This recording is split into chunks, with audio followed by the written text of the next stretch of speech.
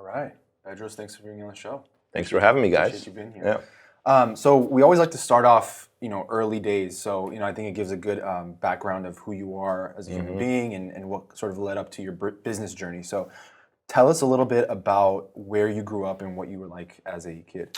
Yeah, so I actually grew up in two places, our mother country, Armenia, and I was 6 years old when my father decided that we're going to escape Armenia. He was a member of the Communist Party.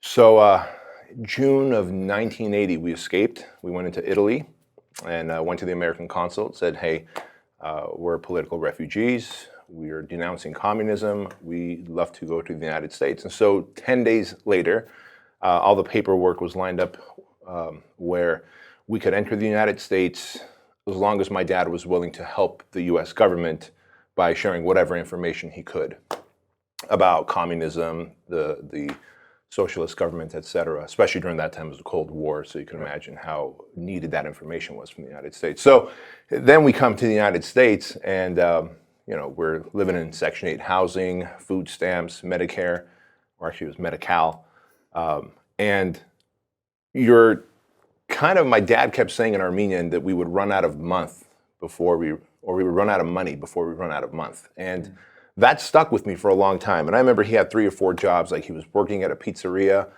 delivering newspapers in the middle of the night, and then pumping gas. And my brother and sister each had multiple jobs. Being the smallest one of the family, the youngest one, my brother was 14 years older than me, sister 16 years older. I saw them working hard, trying to make ends meet. I saw them and I heard them crying at night, my brother and sister wanting to go back to Armenia. Because they obviously remembered. They remembered. They had their experience was far different than mine. Was there. They had friends. My brother left his girlfriend that he was sure that he was going to marry, and he was 19 at the time, right? So, I came at a time where I had a chance to assimilate into the American culture, American life, whereas they didn't. So it was much harder on them. And I guess in looking back now, the hardest part for me was I felt like I want to do something, right, but you're 6 years old. What can you do? And then I felt to help. Yeah.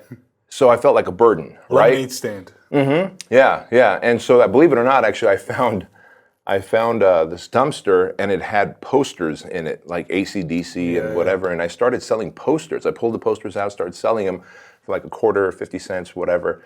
And I was like, at school or? No. So after about 3 or 4 years, my dad put together enough money to buy a tiny little tailor shop in Anaheim. And he was a tailor back in Armenia, in Anaheim. And in front of his shop, I would sell the posters. And I think the only reason that people bought it, like they were his customers coming out of the store, and they're like, "Oh man, you're Joseph's son. Here you go." Right? I don't think they even cared for the posters, but I felt like I was contributing. They threw it back in the dumpsters, and they probably did. Then resold it again. So it's like, I made a lot of money doing that. But it was tough coming up. I can joke about it now, but when you're we had to eat out of dumpsters, not like garbage cans, but like dumpsters that are behind grocery stores. Right. They throw away food that's expired, that maybe has gone bad but isn't fully rotten. You guys being from the Armenian culture, you probably know, like, just because bread has a little mold on it, a good Armenian mom is going to pick the mold off, and you're still eating the bread. And so, I would fish out food from the dumpster, and my mom, whether it was expired but hadn't gone bad, so we would eat it. And so it was a tough life. And then having people yell at you, go back to your own effing country. You don't even speak English. You're taking all of our jobs. Like, I would hear that, and I was like, man, I want to grow up and do something and make a lot of money so my family doesn't have to suffer. I really think that was like the big catalyst to me wanting to be an entrepreneur. Was I felt so helpless as a child because I couldn't contribute financially that I kept brainwashing myself. I got to grow up and do something. Why did you think entrepreneurship was the way to go to do that though? Like, did you have an idea of maybe like a career path or something where you wanted to go down, or was it always like, I got to take matters into my own hands and be in charge of my own destiny? Good question. I knew that I wanted to make a lot of money. Maybe I didn't think it was entrepreneurship. I think the one thing that influenced my path to entrepreneurship was my dad opening up his little tailor shop and seeing that a man who really didn't have more than a 7th grade Armenian education, barely spoke the language, was able to make money and eventually bought a house for himself and bought a few rental properties, in a 25-year period. And so, I saw that, all right, this guy has no really marketable skills in the American world, but he was able to open up a business and work. So that was my first exposure to entrepreneurism. I saw that when he would tailor or hem someone's pants or suit, he would say, hey, you want a pair of socks? You want to buy a pair of socks, a tie? He would always try and go for the upsell. And these things, my friend Ed Milet always says, he goes, a lot of the best lessons in life, they're not taught, they're caught.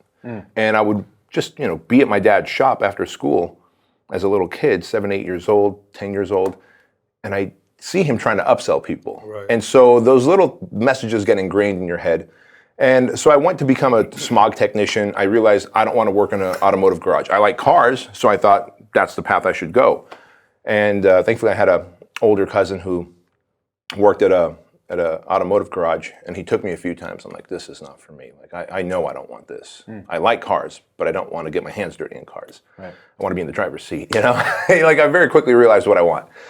And so for me, it was the only path was entrepreneurship. So I decided to become a personal trainer and work for myself. And then from there, I just started to gain mentors. My first personal training client, this older gentleman named Jim Franco. I was in my 20s at this point. And I was working at LA Fitness in La Habra, California. Sorry, before we get into this part, how did you even get into fitness in the first place? Like, was it something? That's a as really kid? good question. Yeah. Again, growing up with Armenian food, you tend to gain some weight, a little bit. overeat. Yeah, like the way, and to explain to your audience, if there's no Armenians in there, like our culture, the way the parents show love is to feed you, right? It's just, that's how it is. I'm not complaining. No, the food is delicious. Yeah. Like it's like spectacular food. It's just when you realize like, okay, I think I want to work out and put on muscle like that guy. Well, that guy's lean. I'm fat and strong. Like what gives? And you quickly realize like the food that my mom's making is not going to help me and get it's there. not the easiest conversation to have coming home and saying, Mom, I want to eat X and not what you're you cannot say that. No, dude, you're say that, offending done. people. Yeah, You're done. offending people, exactly. So in that way, by the time I'm in high school, I'm like 25, 35 pounds overweight. Already I'm the foreigner. Right. I had to work hard to get rid of my accent because one of the things my dad told me is like, look, get rid of the accent. Like assimilate, blend in as much as you can. Like he knew immediately that we're not going to be in Glendale or North Hollywood. We're going to be in Anaheim where there's less Armenians. He wanted us, his kids, to assimilate as much as we can to the culture. Easier for me than my older brother and sister, right? And so, hey, get rid of your accent. My sister did a good job, who's actually older than my brother. My brother did a horrible job, still has a very heavy accent. And I think I did a decent job. And so it's like, all right, get rid of the accent, try and assimilate. To do that, senior year's coming up, my friends now are telling me they're going to go to the prom. Who do you want to ask to the prom? I'm like, Nakaya, the smoking hot chick, right? And I realized, like, I would have a better chance if I was in better shape. Like, I knew the kind of guys she was into, like the jocks, and I was not an athletic jock. But I asked one of the guys in my science class, he was on the football team. I said, hey, Dave, what does it take to lose fat and build muscle? This was like 11th grade. And he goes, well, dude, I'll take you into the school gym. So we go into the school gym, and I was so intimidated. I didn't want to be in there. But thankfully, I'm with a guy who is respected in that gym. He's a strong dude. And he started helping me work out. And basically, the summer before senior year, I started eating healthier. I started to work out like twice a day.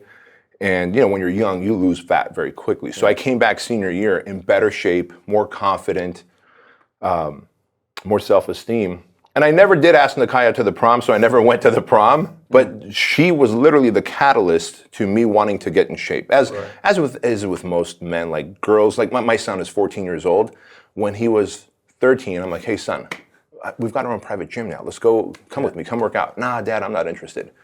And like 4 months later, he's like, Dad, can we go to the gym? I'm like, the fuck? What happened to you? Like, what do you mean? Like, you kept saying no. What's her name? And he's like, oh, well, let me show you who she is, right? A girl will lead a guy to do many, many things. And so anyway, so that's how I got into fitness. And I realized I loved that transformation so much. Not so much the physical. The physical's fine. And then the health is great.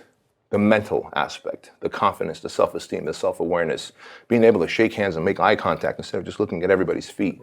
Right. That completely changed my perspective. And I wanted to just help more people get fit in that way. And that's what led to it. So is that something that you realized right after high school? Because you said this journey really started in high school, or towards the end of high school. Did you know immediately, okay, this is what I want to be doing for at least the beginning part of my career? And if so, what were the next steps you took to really accelerate that and get into it? Yeah, very good question. So I just knew that if someone would just pay for my basic needs, just make sure I have the basic amount of food, basic amount of water, basic amount of shelter, like I'll live in a little box. And I just wanted to train people. I just wanted to train people in the gym and have them experience that transformation that I did. I was there at 4 a.m. I left at 11 p.m. I slept in the kids club of LA Fitness. Yeah. You know, in the middle of the day, I slept from 1 to about 1:45. I slept there, and then I ate my lunch, and then I worked out, and then my evening clients came, right? Like that's how excited I was. And you don't even want to know how cheap I was charging people. Like if you couldn't afford personal training, I made sure you could, because I knew you wanted the results, I'd find a way. And was it because you were, like, other trainers might have been in it for the wrong reasons, like to make the most money or whatever? Probably. For you, like the fulfillment was just making people. Yeah, like I said, the money was not. Here's what I read. At back of a Muscle and Fitness magazine one time. There was like a little fractional ad that said, "Become a certified personal trainer, make $100 an hour." Oh shit! Yeah. Well, wait a minute. I like going to the gym now. I want to help people. $100 an hour. I did the math. If I help 6 to 8 people a day, man, that's like $600 to $800 a day. I'm rich, right? And to me, that was a lot of money back then, and probably still a lot of money today, $600 to $800 a day. Not realizing that you have to learn to sell, and you have to have some kind of authority. They don't just pay you $100 an hour. You start at like $10 an hour, right? And so when I got into that big box gym, I very quickly realized I love doing this, and unless I get really good at selling myself and building my authority, I'm not going to make a lot of money. And that's where some of my personal training clients who are entrepreneurs really took a liking to me and started to mentor me. The first guy, his name is Jim Franco. We're still dear friends. He's like a second dad to me, like rich dad, poor dad. He's 82 years old. Wow. In fact, I put him on my podcast a few months ago. And he mentored me. He said, hey, why are you working for LA Fitness? They're making the majority of money. What if you opened up your own gym? And I'm like, I can't afford that. And you're like, what, 21 at the time? 22, 23, yeah. You talk a lot about mentors and, having this circle of mentors who really helped you build really helped you develop professionally, frankly. Yeah. Who were some of these people and how did you find them? A lot of people now talk about, we lack mentors, or I wish we had a mentor for this. Talk to us about your journey and maybe how some of these folks that are listening can go pursue mentors or pursue relationships. That's a really good question. Actually, I believe we have more access to mentors today than ever before. Think about, I'm 45 years old. When I was 25 years old, there was no social media, no Instagram, Facebook, TikTok, YouTube. And so my mentors were Jim Franco, who was a personal training client because he just showed up into my life to get even more fit in his 60s. And he recommended a Brian Tracy book, so that was my mentor, that book. But I didn't know how to find Brian Tracy. Then Zig Ziglar. Then he recommended a Dan Kennedy book, Tom Hopkins. And so books and audio cassettes. Those were the mentors back then. You were not this close. You couldn't send a message to Tony Robbins like you can today, right? Mm-hmm. When people say that there's a lack of mentors today, I say there's a lack of action on their part. There's an abundance of mentors. Because you can connect with somebody and want them to be your mentor, but if you're not able to put in the work and actually, they can't help you. Yeah. They don't know how to help you. Right? One, you got to put in the work, and two, you got to pay for the work. And so when I didn't have money, Jim Franco was working out 3 days a week with me. Once I realized he's coaching me during our workouts, I said, Jim, could I give you a fourth and a fifth workout on my time in exchange for you just asking you questions 20, 30 minutes a week? And he said, sure. Unbeknownst to me, that's how I was paying. I was paying through sweat equity, right? And so these days when I see people who reach out and like, hey, I want you to mentor me, and they think somehow that I'm going to make all this time. I'm going to put my wife and kids and 700 franchise locations aside, my team of 40 some odd people aside, my paying clients, my hundreds of paying clients aside to mentor someone for free. That is massively offensive. I do have people that I mentor for free. These are young men, young women who I want to pay forward to. I know they don't have money. I know their parents. I knew when they were small. I know this one young man who is, his dad is in prison. Mom did a great job raising him. He decided to become an entrepreneur. He's in his early 20s. I mentor him. But to come and ask someone when people say, I reached out to Tony Robbins, he didn't answer. Right. What do you think he's going to do? Right? Like the man's out there making money, driven. Right. And when you pay attention. When you don't pay, you don't value. Right. And so going back to what you said, you got to do the work. The best way to do the work is to have skin in the game. Yeah.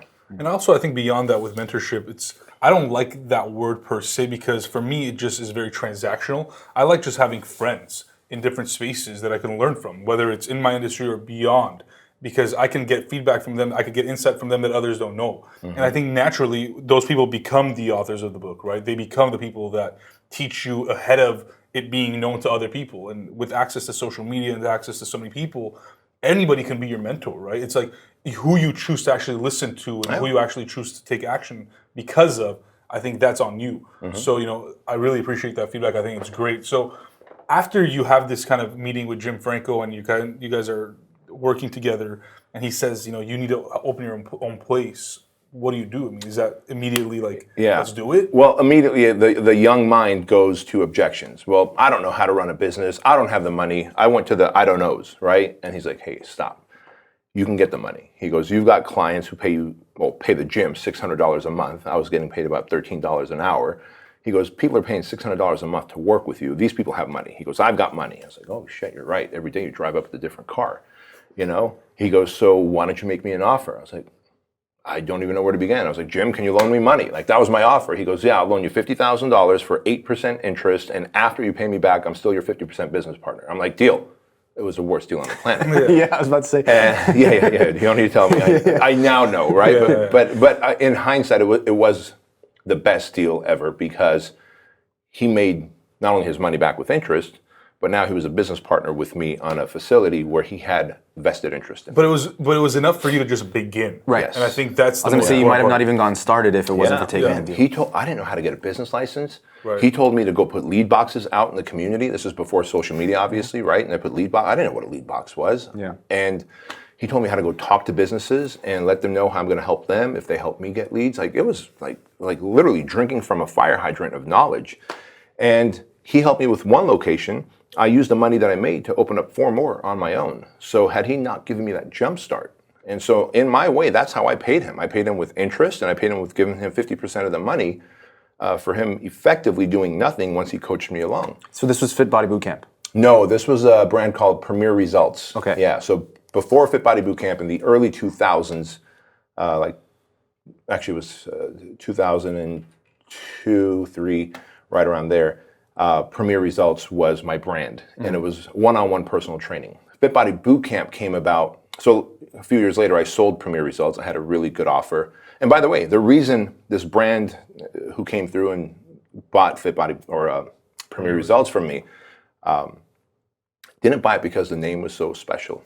They bought it because I had recurring revenue, that I had clients on a 12-month contract and I had predictable revenue. And years earlier, Jim Franco had told me, make sure your business has legs. Right. I go, what is legs? He goes, make sure you put every client on a contract where they pay monthly. I go, Jim, in the personal training world, we only sell 5 and 10 sessions at a time. And then when you run out of sessions, we sell you more sessions. He goes, that's not how you're going to do it. You're going to have people on a membership. And that advice was probably worth half the business, because easily there's so many people that get started and people don't realize how much work and money and time goes into getting a customer. Yeah.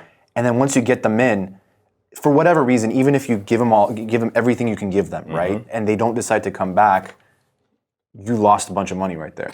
So the business model, like you said, that was great advice from Jim, for sure. I'll tell you exactly how much of that advice was worth. $893,000 is what I sold my business for. And only because I had my clients on committed agreements, meaning I could leave, but they still had to stay and pay the new company. Right. Right? And so now I learned all about recurring continuity income. I started coaching and consulting personal trainers after that, teaching them how to open up gyms. Everything I'd learned from Jim Franco, I can now teach other gym owners and studio owners. And then, of course, the economy crashes in 2008. And I see that one-on-one personal training is not a viable model. People can't afford it anymore. So within the next few years, we started Fit Body Bootcamp, group personal training. We brought that outdoor boot camp model indoors so that it could be weatherproof in any city, any state, any country. And by 2012, we had franchised it. And man, it was just this hockey stick of growth. Yeah. Before we get into the whole growth, I mean, where did the idea start, or where did you first think about this and said, this needs to happen? Was it during the time you were running the Premier Results Gym, or was it right after you sold? After I sold Premier Results, for the next like 4 years, I did coaching and consulting. So That's I was all. a consultant, to the fitness industry, to personal trainers. And when the economy crashed, many of my personal training clients reached out to me and said, hey, I'm losing clients. They can't afford one-on-one personal training. Is there a new model? I was like, go do the outdoor boot camp. It's like, well, I live in Minnesota. It's freezing cold. I can't do outdoor boot camp. I'm like, shit. All right, what do we do? Like, what if we bring the outdoor boot camp indoors? And everybody in the industry was like, no, we can't do that. No one does boot camp. It's in the name, personal training. It has to be personal. No one's going to do group training. But I'm like, wait a minute. There's coaches, professional NFL coaches, working with the highest level athletes in a group environment. And they get them results. Why can't we get Mrs. Jones results who's inactive and not eating right? It didn't compute for me. Not to mention business-wise, as a trainer, you're just compounding the amount of money you're making in an hour. That's it. By having a bunch of people in the room versus just one person. You're making a little bit of money from a lot of people, and the whole idea is you make the product more affordable and convenient, especially in a time of economic crisis, like we're heading into right now, actually. And it still has personalization as part of it. Big time. Yeah. Big time. And so I was like, well, I'm going to prove the concept. So I opened up the first one in Costa Mesa. That worked. We opened up another one, and then that worked. I said, all right, let's, license and then franchise the concept, and off we go. But it was one of those things where the idea came from another mentor that I hired years ago, Dan Kennedy. And Dan Kennedy had said, the marketer or entrepreneur, your only job is to solve problems in exchange for money. And when the economy changes and where buying behavior changes, the demographic changes, find what the new problem is and see how you can solve it and charge for it. And so economy changed, personal training changed. I needed to solve the problem, and if I could solve the problem, I could charge money. And I started charging personal trainers, buy-in fees and franchise fees, and that's kind of how the brand grew. Was it like a quick adoption from consumers, or did it take a while to get these people to understand what's going on? It was a pretty quick adoption. People realized only because the market was right for it. Right. Right? Kind of like the $5 footlong was most popular when the economy crashed. Right? When the economy's thriving, we're looking for the highest quality sandwiches. Do you think that the success early on had something to do with you and your personal brand, or were you not even in that game of personal branding yet? It was just because the company was successful, the product was good. Yeah. I actually started working on my personal brand, building my personal brand the last 3.5 years, 4 years. Previous to that, it was just, I knew I had a good product. I knew I had a lot of personal trainers who trusted me, and they were willing to pivot their business model. So all those clients that I had, those gym owners who were doing one-on-one, I said, look, trust me, do one-on-many instead of one-on-one, and we're going to be successful because I just opened up 2 locations and they're thriving. And so it grew quickly because I already had the market for it. Right. So you start this thing, it's doing really well. Why did you decide to franchise versus just kind of self-funding and owning the entire business? Good question, because I knew that I could grow it faster through franchising. You look at Starbucks, it's been around since 1974. Right. It's huge now, but when you look at its history, it grew so slowly. And so I knew I wanted this brand to take off quickly. The only way I could do that is to get more money investors in, right, to each own an individual location or 10 locations, 12 locations. And so I knew we could grow it, like force multiply the growth through franchising. And I'm not too familiar with like other fitness concepts that are franchised. I don't know if like the regular gyms that we hear of, like the big box ones, I don't think they're franchised. No, right? big box ones, most of them are not, other than Planet Fitness is. Okay. And then you have F45, Orange Theory is franchised. Which are a little bit newer, right? Yeah, just like Fit Body Bootcamp. Back then, it sounds like it wasn't like a common thing to do. So was it like a challenge getting franchisees to come in? Yeah, once I got my initial group of franchisees, because all my coaching clients who wanted to convert, then the real work began.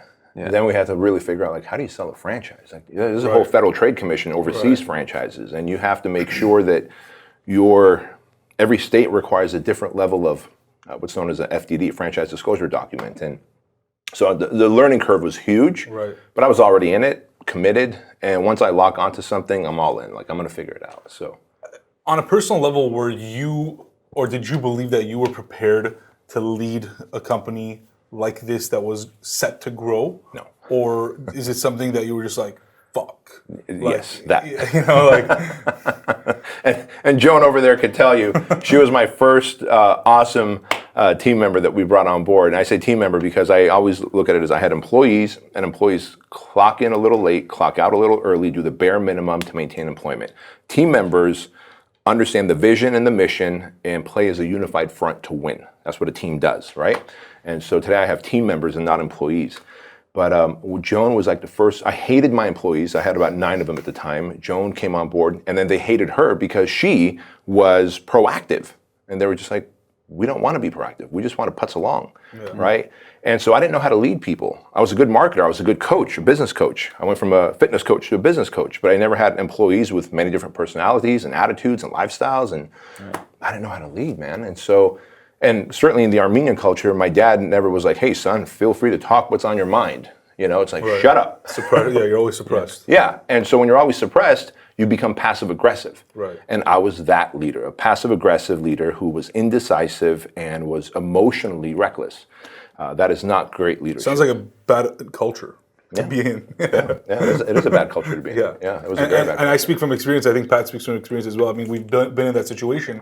And I do feel for those leaders because I wonder, did they just come from a bad environment and not want to learn, or are they just naturally pieces of shit? But I think that the answer is that people don't take the time to learn. Well, no one told us. Like, I went to college for 38 days, so I can't qualify. You don't learn that in college, though. Jim Franco didn't teach me leadership. Yeah. Dan Kennedy didn't. Dan Kennedy taught me how to write sales copy. Frank Kern taught me how to sell. Jim Franco taught me how to structure a business. No one taught me how to lead people. Even though they all led people, it's almost an afterthought. Yeah. It's a learned skill that comes later. There's no blueprint. There was no blueprint. Like in the most recent times, you've got like Jocko Willink talking about leadership. You've got, the guy that wrote 21 Irrefutable Laws of Leadership, John Maxwell, thank you, yeah. But people will write him off because he's Christian, he's church-based, whatever, but the man talks leadership. Like leadership is about 1, giving hope, 2, being very clear on your vision, and 3, being decisive. Like that's leadership. And if you can give hope, be clear on your vision, be decisive, and communicate that vision, you're gonna win. And you look at all businesses that fail, 87% of businesses that fail or underperform, it's a lack of communication. Communication is one of the 4 pillars of leadership. Yeah. Who teaches us communication? Who teaches us to make fast decisions? It's funny because like it's probably in in so many companies like values and all that stuff, but they don't actually practice it. It's a really hard thing to do. There's a term for that. Those are called aspirational values. Right. Yeah. Actual core values are what you live by. Right. We took our core values from 10 to 3 because we realized the other 7 were aspirational. We want to be nimble and quick and blah, blah, blah, but we weren't. So let's get rid of that. And what are we? We drive change, we exceed expectations, and we're fiercely disciplined. That's it. That's what FitBody's built on. That's what my team is. That like this guy's a DJ. He's also a videographer. He also does jujitsu. On weekends, he's doing like weddings. Like he's just bananas, right? Like you will not find him not working. Joan clears her inbox before she leaves. Spreadsheet every third. Like every team member is that kind of neurotic. And it starts at the top. I want to ask, like, I know you're really vocal about this stuff, is how do you build a world-class team? Like, what's your approach to that? Because there's a lot of work that goes into getting them in the, finding these people in the world and bringing them onto your team and finding the people that are going to work well with your team. Yeah. And putting everything together. So how do you go about that? You build a world-class team by becoming a world-class human. That's the bottom line. I spent 5 years literally putting myself through physical challenges of adversity, 6-week challenges. I'm going to train for 6 weeks and run a marathon. You can look at me and tell that I'm not a runner, right? Like I can lift heavy weights. I am not a runner. But I trained for 6 weeks, ran a marathon. That builds some level of mental toughness that nothing can build. I was afraid of heights, so I'm going to do 6 weeks in rock climbing. I wasn't much of a fighter. And it's like, you know what? I'm going to hire an MMA coach and we're going to train for 6 weeks and he's going to go in the ring with me. That was just on the physical side. Then I started reading more books than I ever read about personal development, psycho-cybernetics, outwitting the devil, and the body keeps the score, about traumas that we've experienced. Like as a child, if you've been sexually abused, if you have been physically abused, if you've been mentally, emotionally abused, verbally abused, you have emotional scars. And until those scars are removed, those scars are filters on your eyes and ears, and you begin to approach people with fists up instead of fists down. Like if you're human and you're in your 30s or above, you've had some kind of trauma that you need to process through. So become a world-class human and you will start attracting world-class people that you can help build up. And one thing I think about, and I'm just being super open here, is that you are in a position in life that you have the capability to think through these things, right? To be able to sit back and say, okay, how do I become a world-class human being, and have some of the resources to actually make it happen. For people that are, late teens, early 20s, whether they're in college or not, how do they start becoming world-class humans? How do they develop those skills with the limited resources? Because I know you talk a lot about being resourceful, right? And it's not something that you're taught, for sure. It's more so something that you catch, that you talked about. So how can people start becoming more resourceful? How do you teach resourcefulness, or do you not? You absolutely, it's a learned skill. Resourcefulness, resiliency is a learned skill. And just on this, do you charge for this podcast? No. No? It's free? Yeah. Oh, look at that. It's a free information. And on this actual episode, never mind the 100 and some odd episodes you've done, on this free episode, we've talked about being resourceful and resilient. We talked about getting mentors, or at least following them online and mimicking their lifestyle, right? And then I've already dropped three books: Psycho-Cybernetics, Outwitting the Devil, The Body Keeps the Score. I said I also do these 6-week challenges. I mentioned 2 of them, 3 of them. So if someone just read those 3 books, did those 3 challenges, they would be a better version of themselves by at least 300%. Who's going to do it? Less than 1% of your audience. And why is that, though? Because all of us want to be like the majority. A small few of the percentage want to go against the grain. Is that because they don't know people that are in the minority? Or is that because they don't want to shake things up? They don't want. Do you know what an Armenian mom thinks when your whole hand and arm is tattooed? They don't like that. I lost my child. Right, I lost my child. Yeah. What are people going to say at the weddings? I got an answer. I don't go to the weddings. Don't roll up your sleeves. I don't go to the weddings. Why do I need to go to the weddings? I've got a bigger purpose in life. Right. I don't have time to go to weddings. Also, why should you care? There you go. The problem is too many people care. What will people think? Who will I offend? I need everyone else's approval and validation. Once you run out of that by literally putting yourself through adversity and suffering, like the man that suffers discovers his highest level self. That's it. If you don't suffer, and there's a term for that. There's a great saying that the military has. It says, good times create weak men. Weak men create bad times. Bad times create strong men create good times. And then back to good times create weak men. Cyclical. We had such good times that we had very weak men, emotionally weak men and women. And so right now with this economic crisis, the COVID virus, the riots, the protests, everything that's happening, we're going to force, by the way, you will see a higher rate of suicide, heart attacks, and domestic violence in the next 3 to 5 years to come. You're already seeing it now. And you're already seeing it. Yeah. And it's going to continue. And it's going to continue because people don't know how to cope with it. And unfortunately, those who decide to not kill themselves or kill others will end up leveling up, toughening up. You all have it. We all have it. You put any man or woman in a corner and you put a knife to their throat, you know how to kill someone. I don't want to, but left to, if that's the only option, I'm dying or you're dying, you're going to have to die. Right? Every person has that ability. And so it's been so long since we had our claws and fangs out as humanity because things have been so good. We now have bad times that are going to create strong men and women. Going back to Fit Body Bootcamp a little bit, I know you mentioned that you're up to 700 something franchises. Yeah. You started this in what, like 10, 15 years ago? 2012 we franchised. So 8 years ago we franchised. 2 years before that we were licensed. So 2010. So 10 years right now. So you've, grown significantly. Yeah. How did you get from 2 to 10 to 100 to 700? That's a massive amount of growth. Yeah, and it wasn't a linear growth like that. For sure, yeah. Unfortunately, when we first launched the product, we had such fast growth. We literally promised a unicorn, delivered a donkey. Not intentionally, but we didn't have the support that we have now. Right. We didn't have the big team that we have now.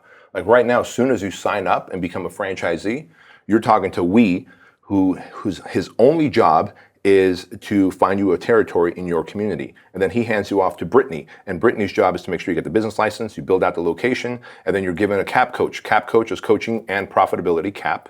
And CAP coach's job is to make sure you hire the right staff, train them up, and know how to market properly. We have in-house marketers who drive traffic for you through different social media platforms. We didn't have any of that, so the support was lacking. And so we built to 120 locations, went down to 70 because we lost locations, figured out what we did wrong, built up to 200, then went down to like 100, 160, 170, and then figured out what we did wrong again. And now it's linear growth, like the last 5 years. Kind of like a stock IPOing. There's like this, some corrections, and then eventually sort of. Even when you work out, you're working out. You're not going to consistently get strong. You're going to hit plateaus. You're going to catch a cold and lose some muscle. The COVID virus is going to shut down the gyms, and you're going to have to figure out something else. You're going to get injured, and you're going to have to lose some muscle. But over 20 years, you will be in better shape than you were when you started. 100%. How do you see Fit Body Bootcamp changing or growing as a result of this pandemic, as a result of this economic kind of downturn, recession that we're experiencing?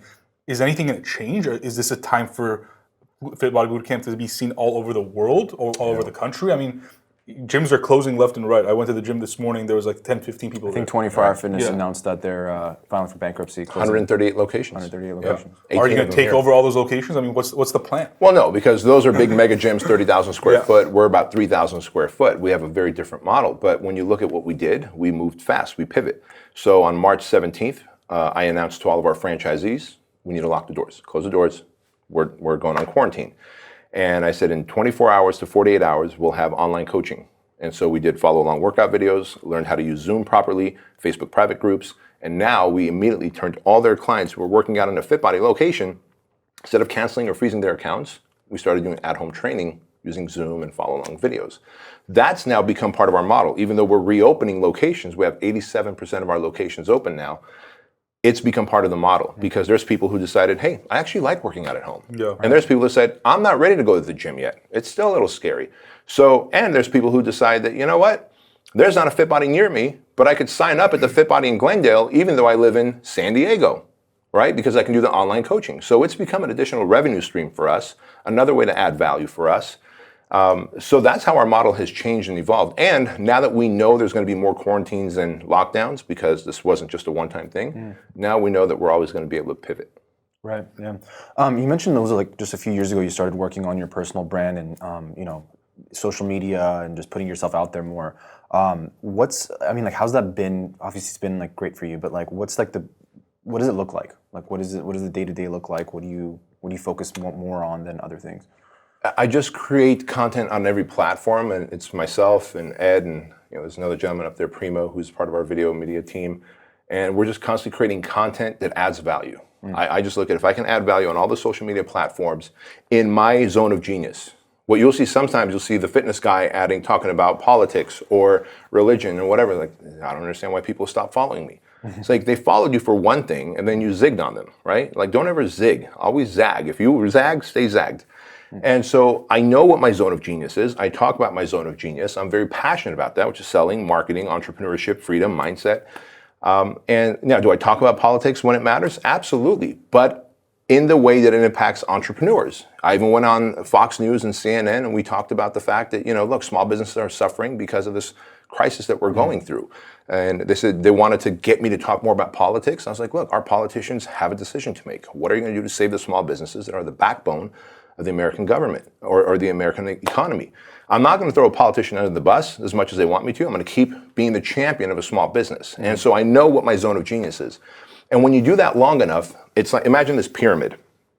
In the very bottom, you're a generalist. You're just a generalist. And then you become an expert. Then you become an authority. And at the very top of that pyramid, you're a celebrity. You do something long enough, good enough, you become a celebrity in your space. And I've been fortunate enough to become a bit of a celebrity in my space. I can walk into a financial conference and no one knows me, right? But I can walk into any Tony Robbins event or Ed Milet event or whatever, any mindset, motivation, personal development, business event. It's like, wow, you're that guy. Yeah. And that's and speaking of this space, we've all seen a lot of people come into the space that are not obviously the big names like the Tony Robbins and the Ed Milets and you and these, but like, we see a lot of, in any industry, like a lot of gimmicks and a lot of people pushing these narratives that are not like, they're hurting people more than they're helping people. Because you're not someone who's well read or well studied or well experienced, or you're not like qualified. We call them scammers. Right. That's what they are. Yeah. So how like as a person on the other side, like what should they be looking out for? How do they weed out, because there's so much money floating around. They waste a bunch of money on these like things and books or whatever it might be and never get anything out of it. For one, common sense. Yeah. If it sounds too good to be true, it probably is. That rule still stays, number one. Number two, Ronald Reagan said it best, trust but verify.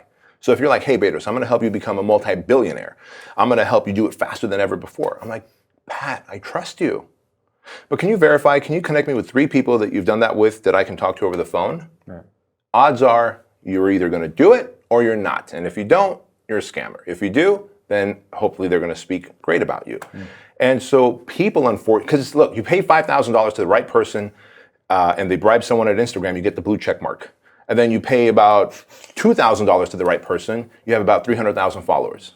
Yeah. Yep. And then you just structure a good bio, and now you look like a badass, right? And you toggle that switch to entrepreneur, even though you've never been an entrepreneur, you've never been through economic crisis, hired, fired, you've never had to deal with lawsuits, whatever. And so, but man, on the surface, you got the blue check mark, 300,000 followers, and your bio looks pretty fucking awesome. And look at your posts. Oh my God, you sound just like Ed Milet and Tony Robbins. And, oh shit, you stole their shit, motherfucker. Yeah. So you have to look through that. Right. And the only way you do that is you trust, but verify. Do you think that people try to look up to these folks and say, okay, how do we become this person as fast as possible? Yeah. And so they start skipping all these steps that folks like yourselves took, but you didn't necessarily talk about it because you were doing it, right? Right. So what can people be doing when they're starting off, just slowly building? Like, what are some of the tangible steps people can take? You know, for example, if somebody wants to be in, I don't know, a sports agent, what can that person start doing to get to that Go point? Work for the best sports agent you can find and be the best employee for them.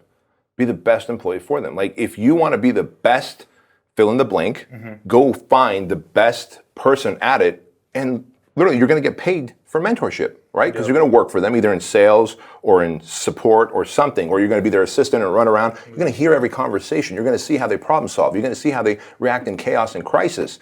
And you're like, all right, now I can be the best at it, instead of reading from a book or just assuming that you know. Because one thing to learn how to drive traffic. Hey, you know, I can put up a Facebook ad, and drive traffic. All right, so you got the customers got bad service. Now they're pissed off. They're leaving bad reviews. How do I fix that? You're my business coach. I don't know. I just taught you how to market. I'm a business coach, but I've never had to really deal with customer support issues. I don't know how to deal with bad. Well, what if you were actually vulnerable and said, guys, I screwed up. I'm so sorry. I promised a unicorn, delivered a donkey. I'm going to make this right. In the meantime, here's your money back. That's how you make it right. I've had to do that. I even told you when I did it. Because of that, I can coach my clients, and they're, wait, I need to go apologize and give money back? You sure do. That is counterintuitive, but that's how you solve through that. Right. Just to wrap things up, I know you mentioned talking about the mental aspect of fitness, and I couldn't agree more. And it's something that once you start doing it more and more, and it's part of your life, and it's a lifestyle change, you realize how important it is. But I'm curious, like, what's your personal daily routine? Not even just fitness, but in general, because I know you have your hands in a bunch of things, but fitness included. How do you go about your days? Yeah, so certain things are non-negotiable for me. Wednesdays are date nights. And we have the Wednesdays as date nights because typically on weekends I'm traveling, speaking at events, right?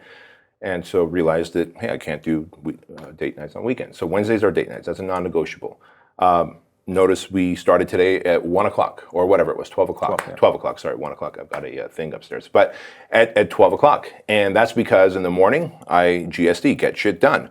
And so I wake up at 5:30 every single day, 7 days a week, drink 30 ounces of water, then have coffee and protein shake. By about 7 a.m., I'm sitting on the couch with my laptop and my notes on my iPhone from the night before of things I need to do that are going to make me money, and that's it. I'm not going to do support stuff. I have a team that does that.